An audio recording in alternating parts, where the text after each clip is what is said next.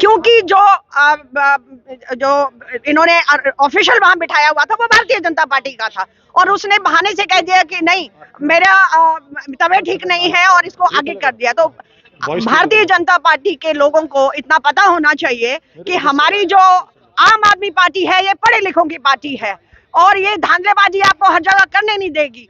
तो उसके बाद हाई कोर्ट के ऑर्डर से ये इलेक्शंस हुए, 36 सीटें थी जिसमें से 20 हमारी थी और 16 उनकी थी। बट आप मतलब मैं ये पूछना चाहती हूँ कि भारतीय जनता पार्टी में सारे ही इतने पढ़े लिखे हैं? मेयर तो बन गया उनका, अभी कहाँ से बन गया?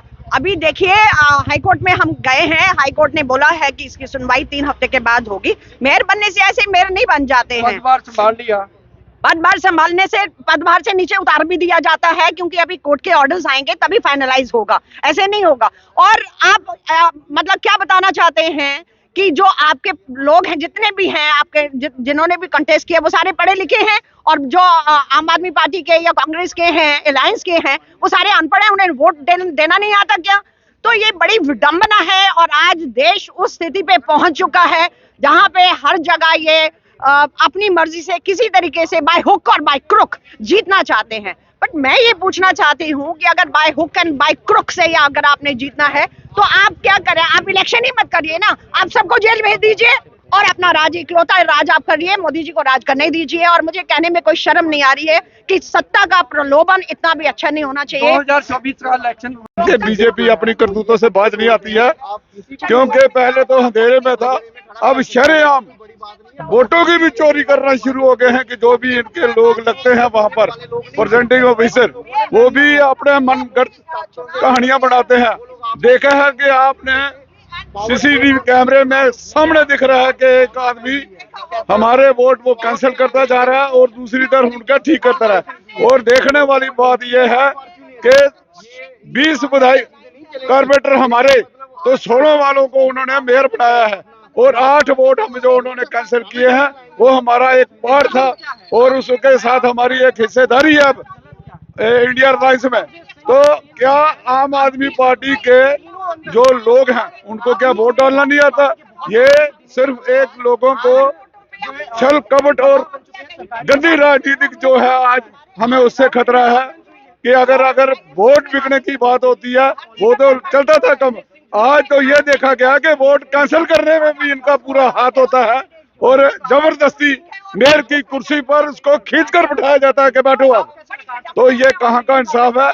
हम ये अब इलेक्शन कमिश्नर है, हम इसको ये कहना चाहते हैं कि इंडिया के इलेक्शन कमीशन को भी कहना चाहते हैं कि अगर ऐसी ही स्थिति रहेगी तो फिर इनको अपने अपने पदों से इस्तीफे दे देने चाहिए, खुला छोड़ देना चाहिए लोगों को, क्योंकि लोग अब इनकी 400 बीसियों के बीच में आने वाले नहीं है।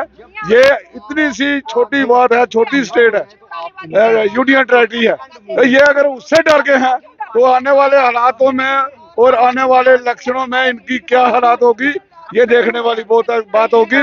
तो हमारा आज लेफ्टिनेंट गवर्नर से यही कहना है कि पंजाब में जो कुछ हुआ है चंडीगढ़ में उसको पूरी तरह से देखा जाए, और लीगली कार्रवाई जो है हमारी आम आदमी पार्टी वो करेगी और हम उसमें जीतेंगे। ये हमारा विश्वास है कि कोर्ट भी इसको देख रहा है और नजरअंदाज नहीं करेगा।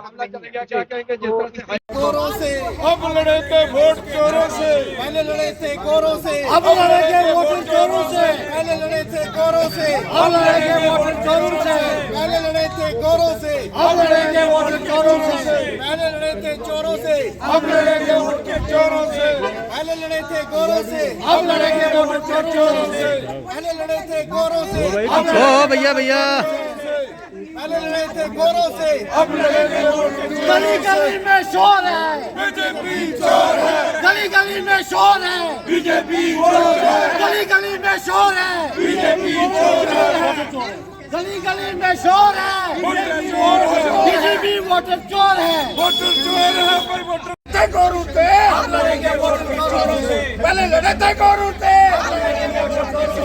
पहले लड़े थे गोरू थे, हम लड़ेंगे वोट के चोरों से। BJP BJP BJP BJP BJP बंदे बंदे बंदे बंदे बंदे गली गली में से, हम लड़ेंगे चोरों से, पहले लड़े थे गोरों से, हम लड़ेंगे वोटर चोरों से। गली गली में चोर है, गली गली में चोर है, गली गली में चोर है, गली गली में चोर है, गली गली में चोर है, गली गली में चोर है, गोरों से, पहले लड़े थे गोरों से, हम लड़ेंगे